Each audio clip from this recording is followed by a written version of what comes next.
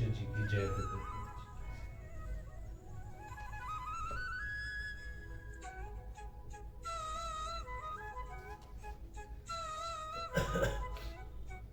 संबंध इस प्रकार जो पर ब्रह्म परमात्मा को प्राप्त हो गए हैं उन पुरुषों के लक्षण दो श्लोक में बतलाते हैं।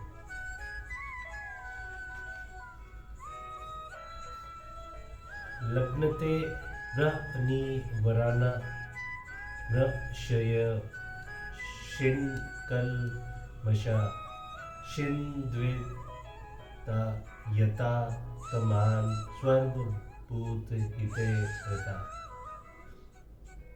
जिनके सब पाप नष्ट हो गए हैं, जिनके सब संशय ज्ञान के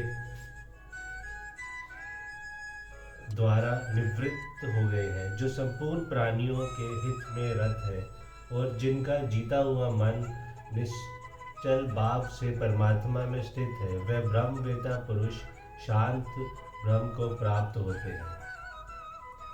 शिनकल्मषा विशेषण देने का क्या अभिप्राय है?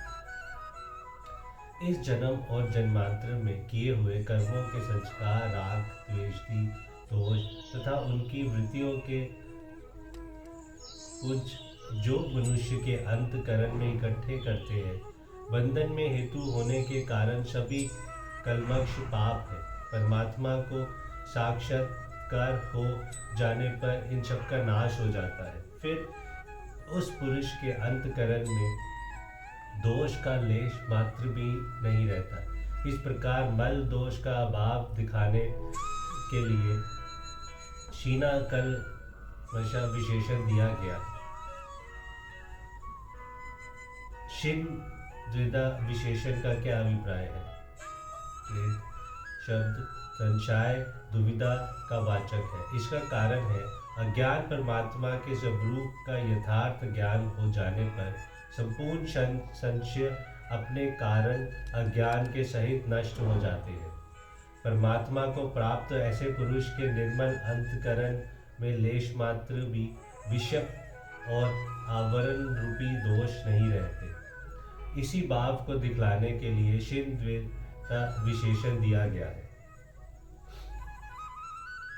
यथात्मान पद का क्या भाव है? जिसका वश में किए हुआ मन चंचलता आदि दोषों के स्वतः रहित होकर परमात्मा के स्वरूप तद्रुप हो जाता है, उसको यथात्मा कहते हैं। स्वर्गभूत हिते रता विशेषण देने का क्या अभिप्राय है? परमात्मा को अपरोक्ष ज्ञान हो जाने के बाद अपने पराये का भेद नहीं रहता। फिर उसकी संपूर्ण प्राणियों में आत्म बुद्धि हो जाती है। इसीलिए अज्ञानी मनुष्य जैसे अपने शरीर को आत्मा समझकर उसके हित में रत रहता है, वैसे ही सबसे संभाव में आत्म बुद्धि होने के कारण ज्ञानी महापुरुष स्वाभाविक ही सबके हित में रत रहता है। इसी बात को दिखलाने के लिए सर्वभूत ही तेरता विशेषण दिया गया है। ये कथन भी लोक दृष्टि से केवल ज्ञानी के आदर्श व्यवहार का दिग्दर्शन कराने के लिए ही है। वस्तुतः ज्ञानी के निश्चय में ना तो एक ब्रह्म के अतिरिक्त सर्वभूतों की पृथक सत्ता ही रहती है और ना वह अपने को सबके हित में रत रहने वाला ही समझता है। यहाँ ऋष्य पद का अर्थ ब्रह्मवेता कैसे किया गया है? गद्य तर्क ऋष्य धातु का भावार्थ ज्ञान तथा तत्वर्थ दर्शन है। इसके अनुसार यथार्थ तत्वों को भली भांति समझने वाले का नाम ऋषि होता है।